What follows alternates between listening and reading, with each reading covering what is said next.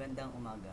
Ako po si Joshua Orsano, 15 taong gulang, nag-aaral sa mataas sa paaral ng pambansa ng Kanumay.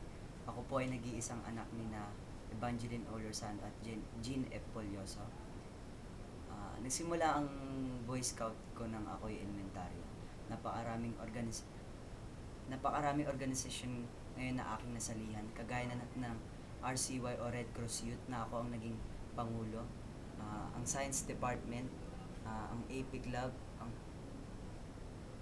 ang Math Club, ah, isa isa sa greatest achievement ko ay ang mapasama sa National Jamboree. Marami akong nakilala, marami akong nakilalang kapwa scout sa buong Pilipinas. Ah, Maraming turo at aral akong nakuha.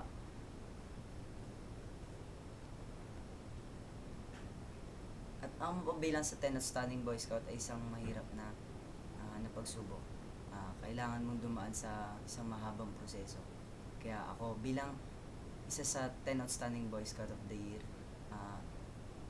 magiging modelo ako upang maituro pa po yung mga asal, yung mga, yung mga aral na nakuha ko rin.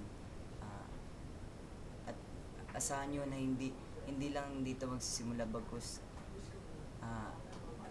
hindi po dito magtatapos bagkus ito lang po ang simula ng aking Boy Scout, at magtuturo pa po ako ng aking mga natutunan upang sa ganun ay matutunan din ang mga magiging kabataan sa susunod na henerasyon. Yun lang po. Boy Scout of the Philippines.